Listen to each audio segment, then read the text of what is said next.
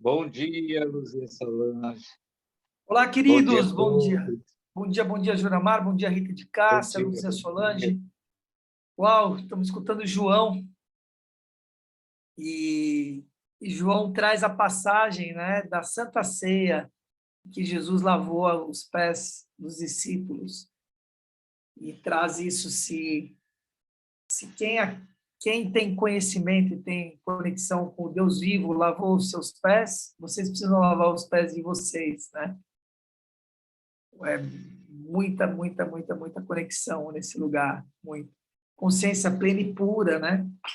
Do tamanho de cada um, a consciência de hierarquia, você saber a hierarquia das coisas, você reconhecer em plenitude, né? Aquilo que está à sua volta, as pessoas que têm sabedoria. Eu tenho falado essa semana sobre a questão da maestria, de você entender essa questão, de nós entendermos essa questão da maestria, né? Jesus como um mestre maior, um arquétipo vivo dentro de nós, como conduta mesmo, né? Bem interessante. E traz de novo essa passagem, né, que eu sempre cito, né? Eu não sabia que estava em João, agora ganhei um adendo, João 14, né, em que ele fala para Judas: vá e faça aquilo que você tem que fazer. Isso é bem significativo, né? Bem significativo. Muito bem, queridos. Vamos a mais algumas páginas do nosso livro, né? Bora lá? Vamos ver aqui o que ele nos traz aí. Você coloca para gravar aí?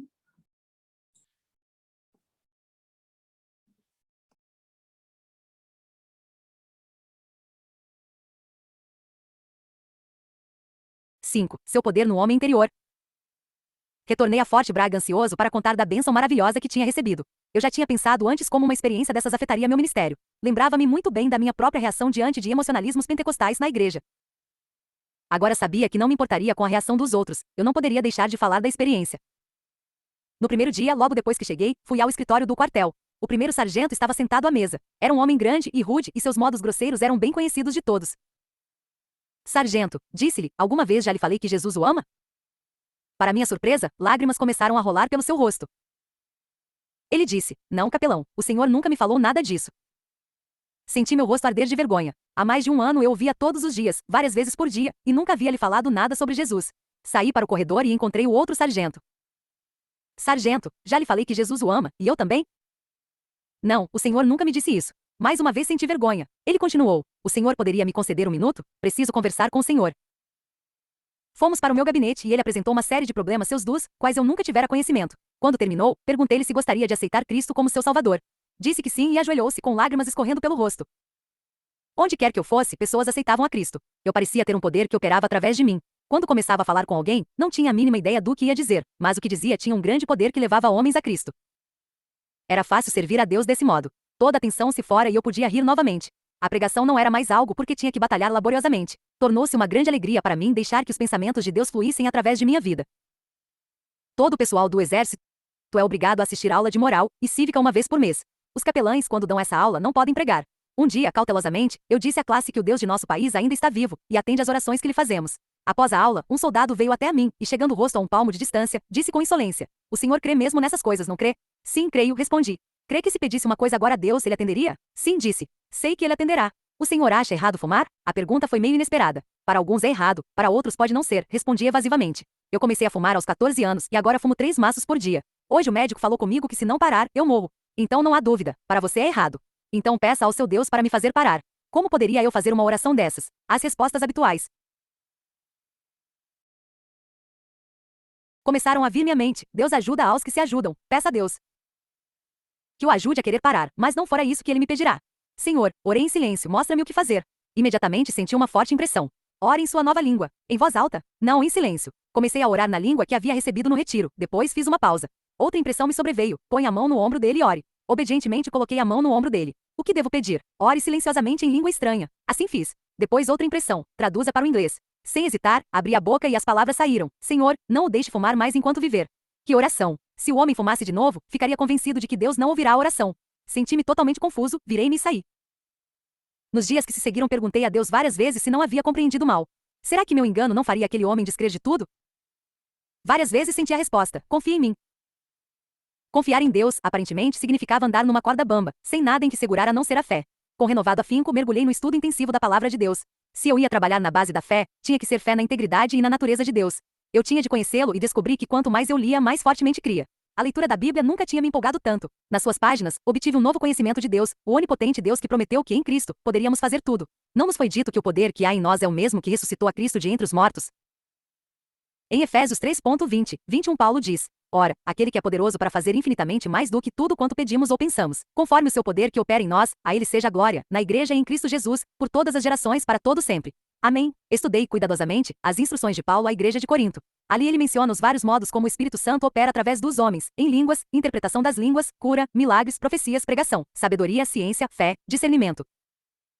Como poderia saber quais os dons que Deus queria manifestar através de mim? Teria ele me dado algum dom especial?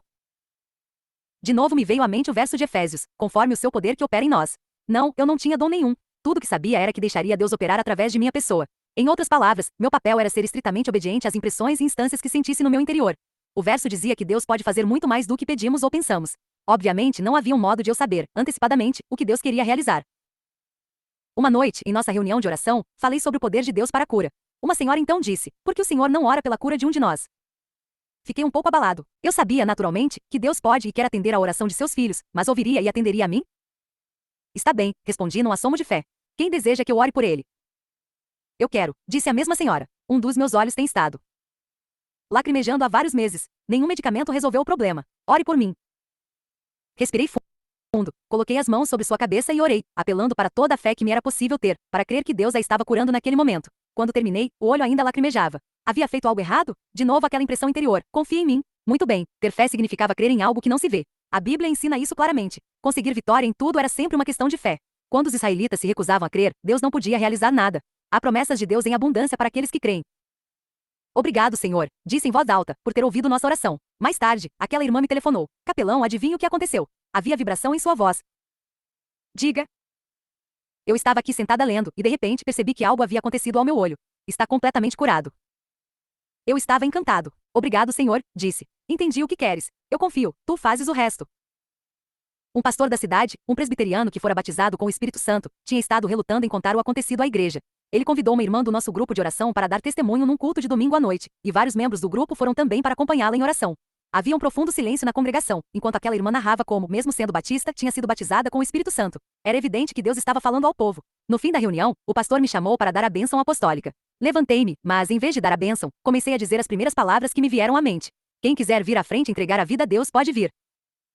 Silêncio. Nunca havia sido feito um apelo naquela igreja. Então, uma a uma, várias pessoas começaram a vir à frente e a se ajoelhar.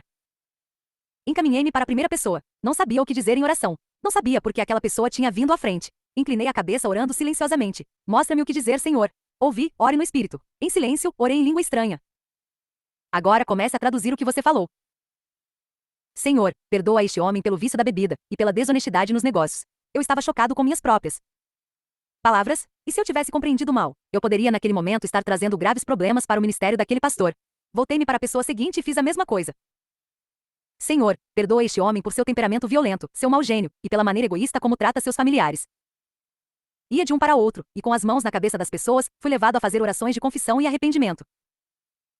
Quando terminei, compreendi que havia realmente caminhado numa faixa bem estreita, em inteira dependência de Deus.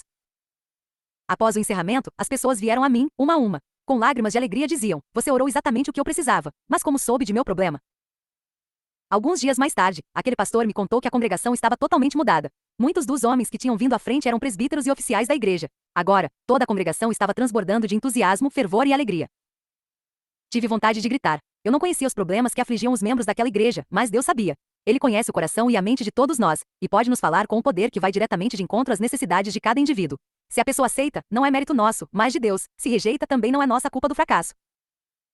Todos os dias, onde quer que eu fosse, acontecia o mesmo. Pessoas atendiam ao chamado de Jesus Cristo. Sempre que eu tentava voltar ao velho hábito de pensar antes o que iria dizer, a consequência imediata era que ficava tenso.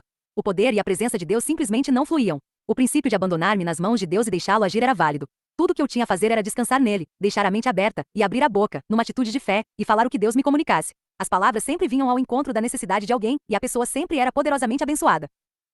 Eu estava maravilhado. Eu era pastor há vários anos. Tinha sempre me esforçado bastante, e no entanto, nunca tinha visto tanta coisa acontecer na vida de tantos crentes, em tão curto espaço de tempo, quanto depois que Cristo invadiu minha vida na plenitude do seu Espírito. Sem a pesada carga que era planejar, organizar, pesquisar e escrever notas para os sermões, descobri que tinha mais tempo para a leitura da Bíblia e para a oração. Parecia que, de repente, eu tinha mais energia que nunca, e não passei mais pela frustração de perder tempo em projetos que no fim resultariam em nada. Enquanto eu descansasse em Cristo, Deus dirigiria minha vida, e aconteceu que cada coisa, cada compromisso, cada acontecimento começaram a se encaixar nos lugares certos, formando um todo harmonioso. Não mais havia confusões e conflitos com relação a compromissos e horários. Minha única tristeza era não ter descoberto esta experiência de rendição completa a Deus muitos anos antes. Mais ou menos por essa época, Oral Roberts veio a Fayetteville. Levantou-se uma enorme tenda, e todas as noites milhares de pessoas iam vê-lo e ouvi-lo pregar e orar pelos enfermos. Eu queria conhecê-lo pessoalmente, e por isso procurei saber quem era o pastor local encarregado dos trabalhos. Fui a ele e ofereci meus préstimos. Ele ficou espantado ao ver um capelão metodista querer se envolver com eles. Até então não conseguirá ajuda de mais ninguém a não ser dos ministros pentecostais. Todas as noites, eu compareci fardado e fiquei na plataforma. Estava próximo ao Oral Roberts, quando ele orava pelos enfermos e vi mudanças físicas acontecerem à medida que pessoas eram curadas. Que alegria imensa! Amigos meus, capelães, começaram a insinuar que se eu continuasse a aparecer em tais lugares, e estar ligado a homens como Oral Roberts, eu poderia desistir de progredir na capelania do exército. Provavelmente eles estavam certos, mas eu preferia antes obedecer a Deus e ver seu poder demonstrado claramente do que buscar a aprovação momentânea dos homens. Na semana seguinte, eu estava olhando a lista de capelães que haviam sido promovidos a tenente-coronel. Eu era major há pouco tempo, e não poderia ser considerado nem candidato à promoção, mas meu nome estava na lista. Mais tarde vim a saber que o exército pode promover 5% dos oficiais, mesmo que estes não preencham todos os requisitos. Tudo o que pude pensar foi: obrigado, Senhor, por teres me mostrado que eu posso confiar em Ti para tomar conta de minhas necessidades. Obediência a Deus significava, às vezes, ir contra o desejo expresso da pessoa que buscava a bênção. Um jovem tenente trouxe sua esposa para que eu orasse por ela. Ela deseja receber o batismo com o Espírito Santo, disse ele. Senti algo de diferente. Recebi a revelação de que aquela jovem já tinha tido esta experiência. Ela não havia dito uma só palavra desde que entrará no gabinete, e no entanto eu sabia que ela havia recebido o batismo. Você já recebeu o batismo, e não é preciso que eu ore por você, disse-lhe. Como é que o Senhor sabe? Perguntou surpresa. Quero tanto essa bênção e tenho me esforçado para crer desde que oraram por mim. Eu sei, porque o Espírito Santo me disse, respondi. Ele disse também que antes de você se levantar receberá a evidência do dom de línguas. Isso já é demais, pensei. E se nada acontecesse? A fé dela ficaria abalada. No entanto, interiormente, eu tinha certeza. Convidei-os a se ajoelharem comigo numa oração de agradecimento pelo que Deus já havia feito. Antes de terminar, ouvi-a falando em uma nova língua. Ficou tão alegre que, ao deixar a sala, parecia estar flutuando. Certo dia, um jovem soldado veio ao meu gabinete. Lembrei-me que havia orado por ele antes para que Deus não o deixasse fumar mais. Seu rosto brilhava de felicidade. O Senhor não vai acreditar o que aconteceu depois que o Senhor saiu, falou. Eu tinha visto tantos acontecimentos extraordinários nos últimos dias que acreditaria em qualquer coisa. Sim, vou acreditar, disse. Conte. Quando o Senhor voltou-se e saiu, eu ri e pensei, vai ser fácil. É só eu fumar, e provo que Deus não ouve oração nenhuma. Entrei no banheiro e acendi um cigarro. Dei uma longa tragada e imediatamente comecei a vomitar. Pensei que aquilo era coincidência, provavelmente eu comer alguma coisa estragada. Mais tarde tentei fumar de novo. Aconteceu a mesma coisa. Nos dias seguintes, toda vez que eu tentava fumar, vomitava. Mesmo agora, só de pensar em fumar, tenho vontade de vomitar. Eu estava exultante. Jesus Cristo havia prometido que o Espírito Santo estaria conosco para nos guiar a toda a verdade. Eu não tinha entendido mal suas instruções. Alguns dias mais tarde, aquele soldado voltou. Senhor, gostaria que orasse por mim outra vez. Certamente. Peça a Deus para perdoar meus pecados e me ajudar a aceitar a Cristo como Salvador. Em questão de minutos nos ajoelhamos e ele alegremente aceitou a Cristo como seu Salvador. Alguns meses mais tarde contei este incidente na primeira igreja batista de Columbus, na Geórgia. Após o culto, um homem veio a mim e disse, eu também era daquela companhia quando aquilo aconteceu. O homem saiu pela companhia contando a todo mundo que o capelão tinha dado um jeito nele, e ele não podia fumar mais. Que verdade maravilhosa! Deus não salva somente. Ele estava realmente falando a sério quando disse que podemos nos remodelar e tornar conformes à sua imagem. Ele pode perfeitamente tirar de nós os velhos hábitos, mazelas e pensamentos impuros, renovando-nos interiormente. Eu havia recebido o batismo com o Espírito Santo há apenas alguns meses, no entanto, parecia-me que já tinha vivido toda uma vida nesta nova dimensão. Breve, eu iria ter um encontro com as forças inimigas. Subitamente fui acometido de uma enfermidade. Toda a minha vida eu fora muito forte e gozara perfeita forma física. Mas agora toda vez que eu me exercitava um pouquinho que fosse, meu coração começava a bater mais depressa. Eu me sentia fraco, com dores no corpo todo. Com relutância, concordei em ficar de cama uma semana. Minha condição não melhorou em nada. Fui ao hospital para ver o que o médico diria, e ali, imediatamente me colocaram numa padiola e me levaram para um dos quartos. Fiz exames e mais exames, e não se descobria a causa da doença. Sentia-me infeliz, fraco, tinha dores no corpo e parecia piorar em vez de melhorar. Daquele jeito eu preferia estar morto. Minhas energias estavam se esgotando e o mundo me parecia sombrio. Uma noite, eu estava pensando se o fim não estaria próximo quando, de repente, senti aquela forte impressão. Ainda confia em mim? Sim, senhor, murmurei naquele quarto escuro. Uma grande paz me envolveu e eu caí num sono profundo. Na manhã seguinte, senti-me muito melhor. Os médicos insistiam em que eu devia ficar de cama mais uns dias e eu fiquei satisfeito de ter mais algum tempo para orar, louvar a Deus e estudar a palavra. Certo dia, enquanto lia um livro, ouvi a voz dentro de mim. Agora você quer viver como Jesus? Só pude responder, sim, senhor. Mas, e seus pensamentos e desejos são puros? Não, senhor. Quer que sejam. Sim, senhor. Toda a minha vida venho lutando contra pensamentos e desejos impuros. Quer me entregar seus pensamentos impuros? Sim, senhor. Para sempre? Sim, senhor, para sempre. Subitamente foi como se um peso tivesse sido levantado de sobre mim, como se um nevoeiro tivesse se afastado. Tudo ficou limpo e puro. A porta do quarto se abriu e uma jovem enfermeira entrou.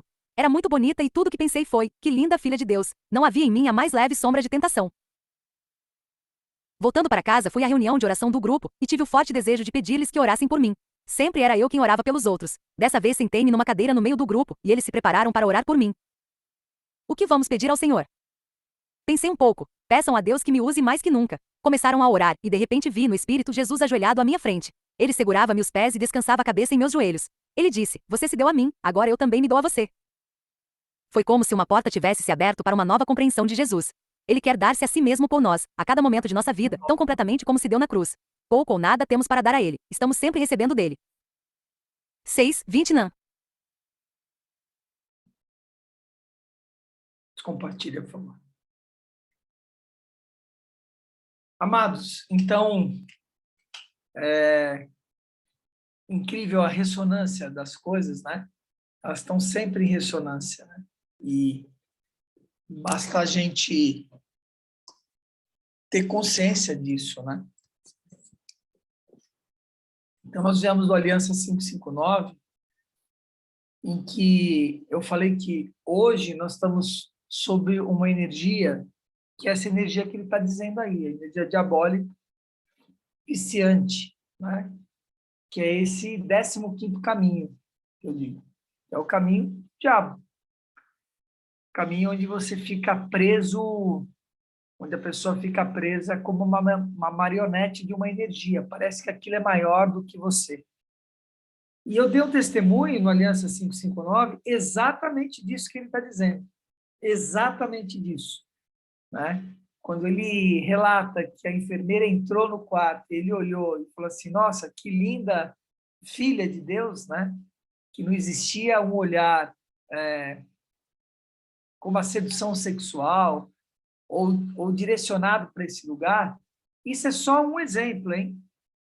Porque o olhar pode ser um olhar preconceituoso, julgador de alguma coisa, entende? Que fica habitando dentro de você. Você olha e fica julgando. Esse é isso, esse é aquilo, etc. Não se engane que está em lugares diferentes. É o mesmo lugar, você está sendo manipulado por situações, entende? Como uma marionete na história. É isso que foi o encontro dele com Deus, com o Espírito Santo, por meio de Cristo, que ele relata nesse lugar, em que ele sentiu que ali ele foi purificado e foi liberto daquela energia, né? Liberto daquela energia. E eu dei exatamente essa testemunha, né? Esse testemunho de agora no programa. Eu estava no ônibus e eu senti olhares sedutores de uma mulher e para mim ficou muito claro que aquela energia não dominava mais a mim, né? Absolutamente, né? Aquilo. E mais que isso, que aquilo que eu pensava que eu dominava, eu era dominado. Esse é um grande alerta, né? Para nós todos. Um grande alerta. Aquilo que a gente pensa que nós estamos dominando, é dominação, né? Nós estamos sendo dominados, né? É a frequência baixa da dominação, né? Então, nós temos que ser dominados pelo Espírito Santo mesmo, né? Esse é o lugar. Bora lá, Lúcia Solange. Vamos continuar escutando aqui um pouco mais.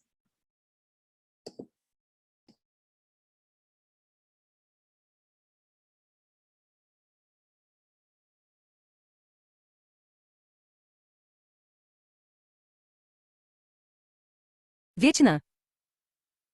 Em 1966, recebi ordens de partir para o Vietnã com o 80º Grupo, então aquartelado em Fort Bragg. Tomamos o navio em São Francisco e quando deixamos a Bahia, entrando em mar alto, de pé na murada, senti a paz de Deus ao meu redor e dentro de mim.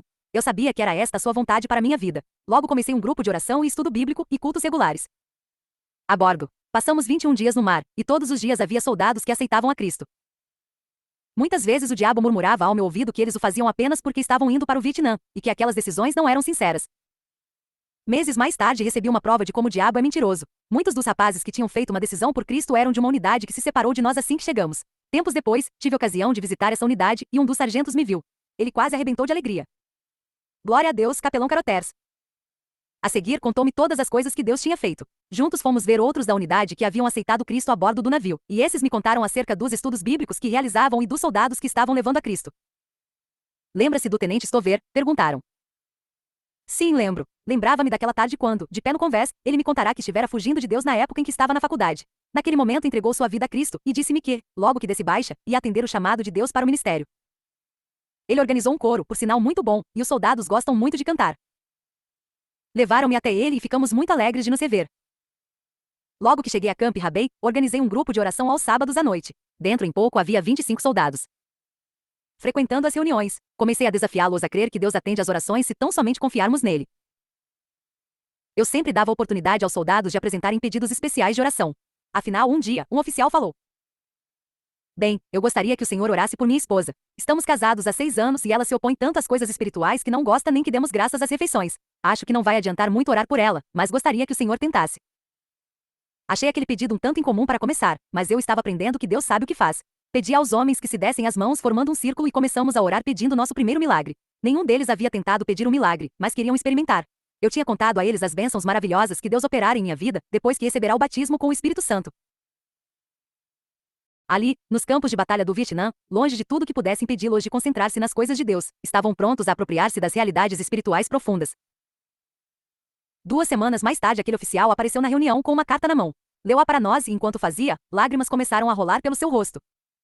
Querido, provavelmente, você vai custar a crer no que está acontecendo por aqui. Na semana passada eu estava na cozinha, de pé junto à pia, sábado de manhã. Começou a acontecer uma coisa estranha. Era como se eu estivesse vendo na mente uma placa branca. Nela, escrita em letras pretas, havia a palavra avivamento. Não consegui tirar aquilo do pensamento. Tentei pensar em outras coisas, mas o quadro permaneceu na minha mente a manhã toda. Quando deu meio-dia eu já estava amolada. Telefonei para sua irmã e perguntei-lhe se havia visto uma placa com a palavra avivamento em algum lugar. Pensei que talvez eu tivesse visto uma. Respondeu que não havia nenhuma placa, mas que na igreja dela estavam tendo reuniões de avivamento. Você gostaria de ir? Perguntou. Você sabe que nunca vou a essas reuniões, respondi. Mas o quadro continuou em minha mente e à noite a impressão era tão forte que telefonei à sua irmã e perguntei-lhe se poderia ir. Com ela, ali no culto foi feito um apelo e fui à frente. Esperei uma semana antes de contar a você porque queria ter certeza de que estava realmente me entregando a Cristo. Mas, querido, é verdade. Batizei-me hoje e estou tão alegre. Estou ansiosa para você voltar, para gozarmos da bênção de um lar realmente cristão. Capelão, disse o oficial, sabe que horas eram aqui, quando era sábado de manhã lá? Balancei a cabeça em negativa. Sábado à noite, quando orávamos por ela. Foi então que ela começou a ver aquele quadro. E o senhor lembra de domingo de manhã? Sim, lembro. No culto de domingo de manhã, ele tinha ido à frente, ao apelo. Eu lhe dissera que pensava ser ele crente, ao que responderá: sim, sou. Mas quando estava sentado comecei a sentir que, se viesse à frente, poderia de algum modo ajudar minha esposa. Agora ele olhava para mim com lágrimas nos olhos. Capelão, sabe que horas eram lá? Percebi então. Era sábado à noite, a hora em que sua esposa tinha aceitado a Cristo. Algo como que uma corrente elétrica passou pelo grupo. Os soldados estavam aprendendo por si mesmos que Deus atende à oração de seus filhos. Perto do oficial estava um sargento de cor. Notei que estava seriamente perturbado. O que há? Perguntei. Senhor, minha esposa é como a dele. Não quer saber de religião. Estou pensando que se eu tivesse tido um pouco de fé, há 2 semanas atrás, poderíamos ter orado por minha esposa e talvez a mesma coisa tivesse acontecido a ela. Que coincidência. Ali tão longe, no Vietnã, 2 soldados estavam com o mesmo problema. Vamos orar por sua esposa agora, disse entusiasticamente. Senhor, acho que minha oportunidade passou. Não tenho fé para orar agora. Não é preciso depender só da sua fé, disse. Creia em nossa oração e nós teremos fé em seu lugar. Demo-nos as mãos e começamos a orar. Havia um renovado fervor entre os homens. Eles tinham começado a ver por si mesmos que Deus ouve e atende a oração. Na manhã seguinte eu estava no gabinete quando o sargento entrou. Correndo com uma carta na mão e um sorriso alegre. Não me diga que já recebeu a resposta, disse brincando. Recebi. Ele estava exultante e de repente veio a mim o verso: antes que clamem responderei. Seria isso? O que diz a carta? Era quase uma cópia da outra que tínhamos ouvido na noite anterior. A esposa do sargento tinha sido salva, batizada, e estava ensinando uma classe de escola dominical. Ó Deus, murmurei, eu te amo, eu te amo, eu te amo. Um sábado à noite outro oficial veio à nossa reunião. Ele não gostava muito da nossa maneira de orar. Capelão, se Deus responde à oração, por que ele não faz algo realmente importante? O que você considera importante? Perguntei. Meu filho tem um problema no pé desde que nasceu. A primeira vez que ficou de pé, olhou para os pezinhos e começou a chorar. Já o levamos a todos os médicos e especialistas das redondezas. Mandamos fazer sapatos e aparelhos especiais, engessamos, fizemos tudo e nada resolveu. Ele tem 7 anos. Todas as noites minha esposa tem que colocar um travesseiro sob seus pés e massageá-los para ele poder dormir. Por que Deus não faz alguma coisa por ele? Em pensamento, pedi a Deus para me ensinar o que devia pedir em oração. Depois disse, nós vamos orar, e Deus vai curá-lo. Eu senti plena certeza. Você não crê, mas nós cremos. Entre no círculo. Vamos orar.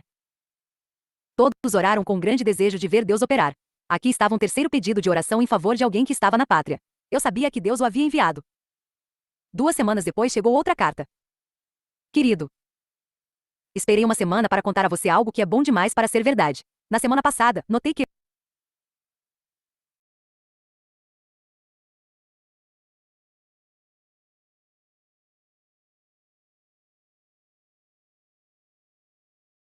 pela primeira vez na vida, Paul não se queixou dos pés uma só vez. Ele dormiu sem o travesseiro sob os pés. Eu queria escrever logo, mas fiquei com receio de lhe dar falsas esperanças. Já passou uma semana e ele ainda não se queixou do pé. Capelão, é difícil de acreditar, disse o oficial lutando contra as lágrimas. Os pés do meu filho pararam de doer no dia que oramos por ele. Nos meses seguintes, toda vez que eu via aquele oficial, ele levantava os braços e dizia, o pé dele não doeu mais. Daí por diante, a fé dos homens começou a crescer. Mais e mais orações eram respondidas. Outros homens se juntaram a nós para conhecer as coisas que estavam acontecendo. Comecei a ler as cartas de testemunhos de orações respondidas, do púlpito, nos domingos pela manhã, e muitas vezes pessoas que passavam por mim acenavam a mão e gritavam, mais algum milagre, capelão? Várias vezes tive ocasião de responder, o maior dos milagres, outro homem aceitou a Cristo e recebeu vida eterna. Ao mover-se entre nós o Espírito de Deus, muitos soldados foram atraídos a Cristo. Certo domingo, fiz um apelo para a aceitação de Cristo e vários soldados vieram à frente. Após o culto fui para meu gabinete para passar alguns minutos a sós com Deus. Quando me preparava para sair dali, um sargento entrou apressadamente e ajoelhou-se no meio da sala.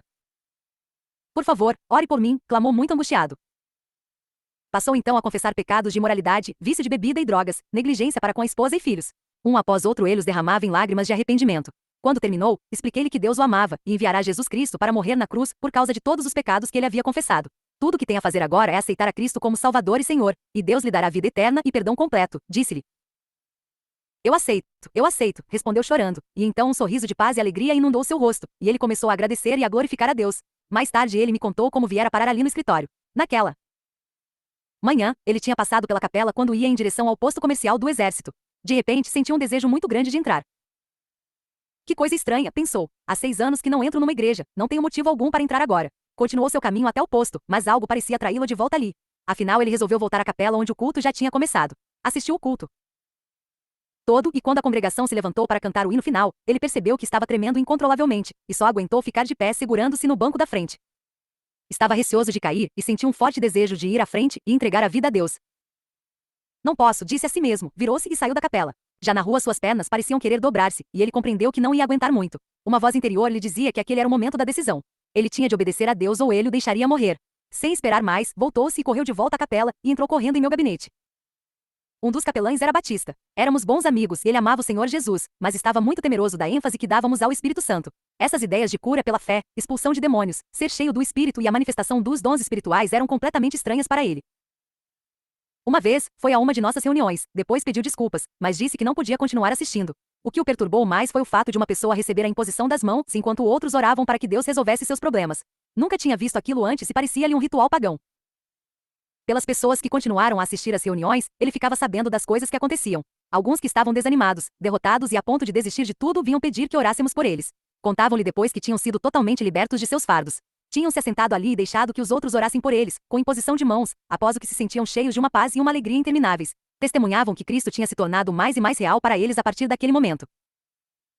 Pouco a pouco, aqueles testemunhos começaram a afetar esse capelão. Ele passou a compreender que Deus opera de muitos modos e maneiras que eram diferentes dos que ele próprio vira e experimentara. Foi aí que aconteceu algo inesperado. O capelão de outra unidade morreu e meu amigo foi chamado para substituí-lo. Naturalmente, ele se sentiu um pouco apreensivo, e veio ao meu escritório para despedir-se. Hesitantemente, ele confessou que o ministério de oração do grupo passará a ter muito valor para ele. Depois ajoelhou-se chorando. Tomou minhas mãos e colocou-as sobre sua cabeça. Merlin, por favor, ore por mim do modo que vocês oram. Calmamente, comecei a orar por ele em língua estranha, e enquanto eu orava, ele foi ficando cheio de grande alegria e paz. Rindo através das lágrimas, ele me disse que seus temores haviam se dissipado. Ele estava pronto para entrar na linha de combate. Algumas semanas mais tarde, telefonou-me para contar que quase tinha morrido num acidente de helicóptero logo no primeiro dia que chegará à sua unidade. Mesmo naqueles momentos sentiu transbordar do amor e da confiança em Jesus Cristo. Minha unidade deslocou-se para o norte, para Chulai, onde nos reunimos a outra divisão. Estávamos agora no grosso da batalha, junto com os fuzileiros. Várias vezes vi evidências da mão de Deus protegendo seus filhos. Quando confiamos nele, nenhuma força da terra pode tocar-nos se não for da sua vontade. Em várias ocasiões, com tudo marcado para eu comparecer a certos lugares, sentia, no último instante, um grande impulso de mudar os planos. Mais tarde viria a saber que todas as vezes que obedecera a um desses impulsos, tinha sido poupado de um acidente no qual poderia ter perdido a vida. Certa vez eu teria que dirigir uma reunião para alguns homens que estavam descarregando bombas de cerca de 230 quilos numa praia. No último minuto tive uma forte impressão de que devia cancelar a reunião. Na hora exata que era para termos nos reunido naquele lugar, houve uma explosão e algumas bombas dispararam. Se tivéssemos nos reunido lá, muitos homens teriam morrido. Um velho amigo meu, Barton Hatch, era capelão de uma das divisões. Ele me convidou para dirigir um culto domingo à noite, ao fim do qual vários soldados vieram à frente aceitando a Cristo. Orei com cada um. Na manhã seguinte, um deles voltou à capela. Estava todo sujo e sua roupa estava ensopada, seu cabelo molhado caía pela testa. Mas seu rosto brilhava e ele dizia, glória ao Senhor. Obrigado, Jesus. Bem cedo na madrugada daquele dia, ele e mais 5 haviam subido a bordo de um helicóptero, equipados com granadas de mão, cartucheiras e pesados coletes protetores, preparados para combate. Partiram para o norte, sobrevoando o mar da China. O piloto estava voando muito perto da água, e num dado momento uma onda alta atingiu o aparelho. Com um forte safanão, o helicóptero virou e mergulhou no mar. Os homens foram atirados em várias direções. Esse jovem soldado percebeu que estava afundando depressa. Nadou para a superfície e conseguiu tomar fôlego antes de afundar novamente, levado pelo peso do equipamento. Tentou desesperadamente libertar-se, mas não conseguiu. Quando começou a mergulhar de novo, contou-me, lembrou-se que tinha aceitado a Cristo na noite anterior. Estava pronto para morrer e sentiu grande paz na mente e no coração. Realmente não fazia diferença libertar-se ou não daquele equipamento pesado. Uma vez mais voltou à superfície e novamente afundou. Da terceira vez percebeu que suas forças estavam esgotadas e muito breve estaria com o Senhor. Naquele instante, o equipamento escorregou, soltando-se dele. Voltou à superfície e estava livre. Nadou até a praia onde descobriu que era o único sobrevivente. Depois de passar vários meses em Chulai, fui transferido para Quinsha, onde serviria no hospital de evacuação. Para ali eram trazidos os homens que haviam sido feridos há pouco. Várias vezes tive ocasião de presenciar o poder de Deus em operação. Aqueles homens estavam bem predispostos para aceitar a Cristo. Muitos narravam como tinham sido salvos por um poder que estava além da sua compreensão. O que era? Eu indagava. Não sei explicar, diziam. De repente, no momento em que via que ia morrer, sentia um grande poder ao meu redor. Então percebia que estava salvo. Sabia que aquilo era o poder de Deus e que ele não queria que eu morresse. Muitas vezes perguntavam por que Deus tinha resolvido salvá-los. Respondia que ele devia ter algum propósito especial para suas vidas, o qual lhes revelaria se dessem ouvidos à sua voz. Eu ia de cama em cama conversando com os rapazes e muitas vezes fui dominado pela emoção. Estavam feridos, sofrendo hemorragias e, em alguns casos, a morte, mas nunca vi nenhum deles queixar-se. Estavam confiantes de que o serviço que tinham prestado era muito importante e que haviam sido salvos da morte por algum motivo especial. Vi enfermeiras afastarem-se chorando ao verem a força e a coragem demonstradas por esses soldados. Não importava quão aguda fosse a dor, eles sorriam e diziam, estou bem. Certa noite uma enfermeira chamou-me ao hospital para falar com o major do exército. Quando ele me viu, começou a chorar. Seu corpo estava cheio de ataduras e eu fiquei ali uns 10 minutos esperando que ele conseguisse conter o choro. Tentei imaginar qual seria seu problema. Será que lhe haviam dito que suas pernas tinham que ser amputadas? Estavam cheias de ataduras e pareciam estar em péssimas condições. Talvez ele tivesse recebido a notícia de que alguém de sua família estava seriamente enfermo. Afinal, o major conseguiu controlar-se e contou-me uma história surpreendente. Algumas horas antes ele estivera a bordo de um helicóptero, o qual fora atingido por artilharia antiaérea e caíra na floresta. Os 6 homens haviam sido atirados longe, na encosta de uma colina. Quando voltou a si, o major viu que estava ferido demais para se mover. À distância ouviu tiros de rifle. Os Vietcongs estavam se aproximando da área onde tinham visto o helicóptero cair. Estavam chegando para capturar os americanos. De repente, o major compreendeu que aquilo era o fim. Os inimigos não iriam carregar americanos feridos. Iriam provavelmente torturá-los até a morte. Tentou orar, mas descobriu que não sabia orar. Tinha frequentado regularmente uma igreja, mas nunca tinha, realmente, conversado com Deus. Mas nesse momento sentiu alguém dizer, pede e confia. Numa explosão de angústia e com uma fé nova clamou, ó Deus, por favor, ajuda-me. Percebeu que pela primeira vez em sua vida havia conversado com Deus. Contudo, ainda ouvia os Vietcongs se aproximando. A milhas dali, outro helicóptero do exército voava em direção ao norte. Mais tarde o piloto narrou que se passará. Sentiu um forte impulso de mudar o curso em direção a leste. Mas por quê? Argumentava consigo mesmo. O lugar para onde se destinava ficava ao norte. Desobedecendo a todos os regulamentos militares, fez uma curva de 90 graus e dirigiu-se para o leste. Sentiu então que devia voar mais devagar e mais baixo. Isso era ainda menos lógico que seu primeiro impulso, e totalmente contrário às regras de voo sobre território inimigo. Deveria voar alto ou então baixo, mais depressa. o impulso interior, porém, era tão forte que desceu ao nível da copa das árvores e aí entendeu que devia procurar alguma coisa. Lá estava. De repente, viu os restos do helicóptero espalhados na selva. Não sabia há quanto tempo estavam ali, mas sentiu-se compelido a fazer uma boa verificação. A mata era densa, o que tornava impossível uma aterrissagem. Ficou sobrevoando as árvores e um homem da tripulação foi abaixado por meio de uma rodana. Quando alcançou a terra, encontrou os feridos. Um por um eles foram atados à corda e içados até o helicóptero. Quando o último deles foi socorrido, o soldado segurou-se à corda e foi elevado. Assim que deixou o solo, os Vietcongs chegaram e começaram a atirar nele. O piloto, vendo o que acontecia, afastou o aparelho dali, assim que viu que o homem se encontrava acima da copa das árvores. Em questão de minutos, os feridos foram levados em segurança para o hospital. Quando o major terminou a narrativa, agarrou minhas mãos e disse: Capelão, eu só queria que o senhor me ajudasse a louvar a Deus por sua bondade em meu favor. Eu quero servi-lo pelo resto de minha vida. 7. Regozijai-vos. Regressei do Vietnã em 1967 e fui enviado a Fort Benning, Geórgia. Há 23 anos eu saíra dali algemado como prisioneiro. Agora regressava como capelão. Era até difícil lembrar como me sentirá na época. Fui designado para capelão de 20.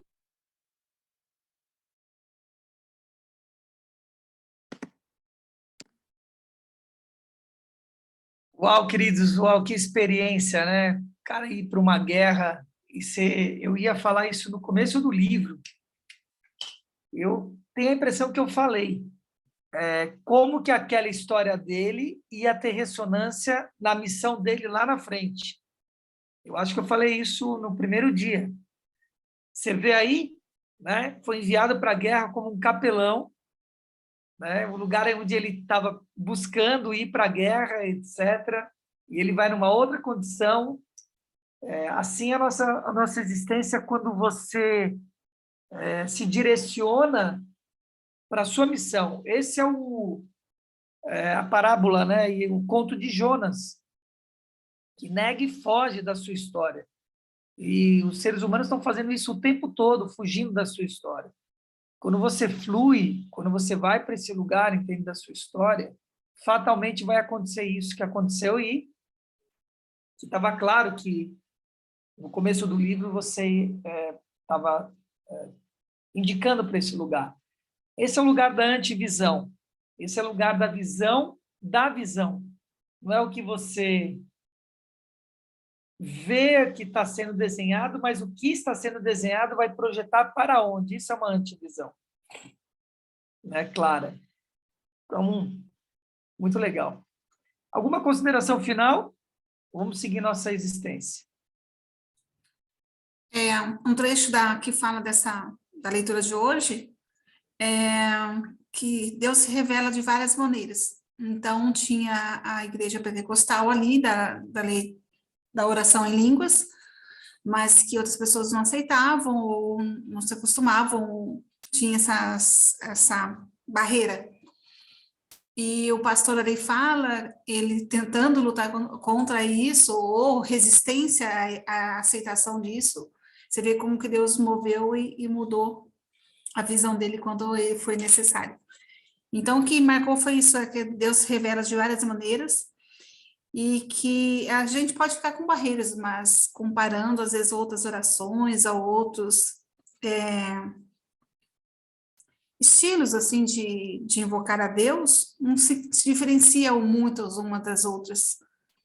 Só basta, assim, o sentimento que Deus está ali. Isso você tem que ter a sensação da conexão e a ligação com Deus. E a visão que ele tinha, então a parte lá, praticamente, que ele fala das bombas, quando ele sentia que ele não deveria estar, que ele tinha um forte sentimento que ele tinha que desviar o caminho dele para tal lugar, como ele diz ali, da praia que explodiu a bomba, que ia ser um local de reunião, e que muitos, se estivessem lá, morreria. É um testemunho meu. Muitas vezes, quando vem forte, veio num sonho ou num incômodo à noite, de alguns prováveis acidentes, por exemplo, que meu marido poderia ter acontecido com ele, e eu tive um forte incômodo à noite, e o incômodo era para orar. Um testemunho um pouco mais longo, mas só resumindo aqui, nesse incômodo, eu em oração, e depois veio a confirmação que ele tinha sofrido ou estado a risco de morte num acidente. Aí todas as vezes que eu estou incomodada à noite no sono ou a acordar no meio da noite assim de repente, eu lembro disso. Falei assim, algo tem aconteceu por acontecer e a necessidade de oração. Me vem à mente uma oração no meio da noite. Era esse um testemunho rápido, tá bom? Ele pode ser longo, não precisa ser rápido, né? Quanto que esse testemunho que você está dando, ele é tranquilo você dar em qualquer lugar.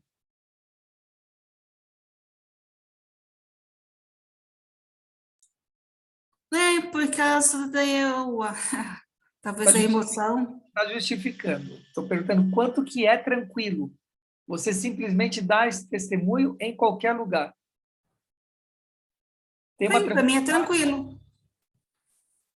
É tranquilo, dá em qualquer lugar. Eu já dei esse testemunho por muitas vezes. Ok. Esse é o lugar, entende, da vergonha de conexões e coisas que não se explicam e que alguma pessoa pode não entender ou deixar de entender. E aí a gente se bloqueia e acaba não falando a respeito disso, né? É isso aí, lindo testemunho, exatamente. Você precisa dar mais vazão a isso, a essa palavra, porque eu te conheço há 3 anos, eu sei o quanto que você fala disso e quanto você não fala disso, né? E quanto você fala disso quando você se sente confortável no lugar e está falando sobre um livro de avivamento, entende? Mas se tiver numa reunião que está falando de uma outra coisa e vem isso como um exemplo, você acha que ali não é o lugar. Sempre é o lugar. Sempre é o lugar de estar pregando esse Isso eu não lugar. senti a conexão, porque eu acho que a conexão de falar ali nesse horário de testemunho. Então, mas sempre é. Quando vier e vem. Eu estou dizendo isso. O que é a conexão? É vir, né? E eu conheço você, estou dizendo diretamente para você aqui. Eu sei que vem conexões para você e para muitas pessoas que bloqueia e fala, não, mas aqui não é o lugar. Não é o lugar aonde, cara? Quando que não é o lugar de falar sobre conexão de Deus, cara, de oração, de dar um testemunho como você deu? Claro, sempre é, né? Como, de que forma, é uma outra história. Com que linguagem, é uma outra questão. Mas tem que deixar isso fluir. É isso que eu estou dando como recado para você. E para todos nós. Deixar com que isso flua. Que é um pouco o que esse livro está dizendo. Que ele pegou e não sabia quem eram aquelas pessoas e saiu falando o que ele estava vendo e sentindo para cada uma daquelas pessoas. Eram ministros que estavam ali, pessoas importantes do círculo, entende? Se ele soubesse quem era, será que ele falaria? Será que ele falaria disso há 1 ano atrás, entende? Daquele evento? E ele falou que veio no coração dele para aquelas pessoas. E ele poderia pensar isso aqui é adequado ou não adequado a falar. E se bloquear por conta desse lugar, entende? Então, deixe que isso flua e fale com naturalidade, não precisa falar rápido, entende? Use o tempo. Se você pegar o tempo, use o tempo. Traga esse lugar, tá? Que é muito importante. Isso é muito importante. Que bom que você trouxe esse testemunho.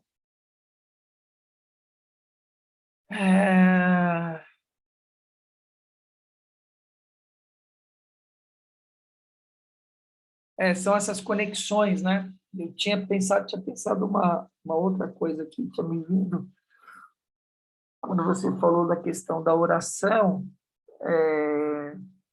que é o seguinte, que é assim, quando... assim, me veio 2 coisas que eu acho que são importantes dizer. Que esse lugar não se dá de lá para cá. Esse lugar não se dá de lá para cá. Esse lugar, ele acontece de lá para cá o tempo todo. O tempo todo nós estamos recebendo sinais.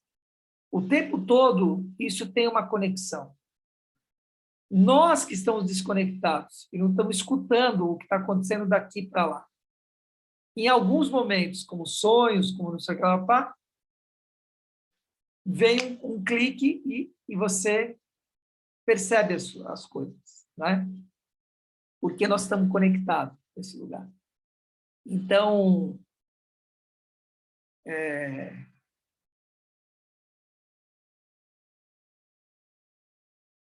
precisa desse movimento, isso é um mover, precisa desse movimento daqui para lá. Não dá para escutar esse recado que você escuta e não fazer nada, não fazer uma oração, não fazer nada, e simplesmente escutar o recado e achar que, então, Deus vai livrar do que tiver que livrar. Né? É como a história do hospital, que ele escutou a voz e ele orou e ele entrou em contato, percebe? Né? Entrou em contato ali. Então, a gente precisa estar atento aos sinais. Eu falei isso também no Aliança 559, da minha acupunturista, falando a respeito do meu coração, do ponto, da conexão, e está escutando essa voz o tempo todo, cara. Pode ser o frentista do posto, não sei quem na fila do ônibus, pessoa que não está nem com você, você está no ônibus, está conversando, e é um recado para você, aquela conversa. Sempre é. Tem que estar atento todos os sinais. Amados, mais algo? Algo a mais? Não? Então, um beijo e um queijo para vocês, e a gente se vê aí nas redes. Lembre, eu estou no Twitter agora, estou lá deixando uma frase de impacto todo dia, trocando um pouquinho com as pessoas, né? Instagram também está movimentado. Estamos aí. Tem vídeos curtos saindo no YouTube, né? Nós estamos falando sobre as 22 trilhas de liderança, está sendo colocada aí. Fiquem atentos, tá bom? Beijo no movimento. Um beijo na alma de vocês. Sintam a bênção que já é o dia. Valeu, até mais.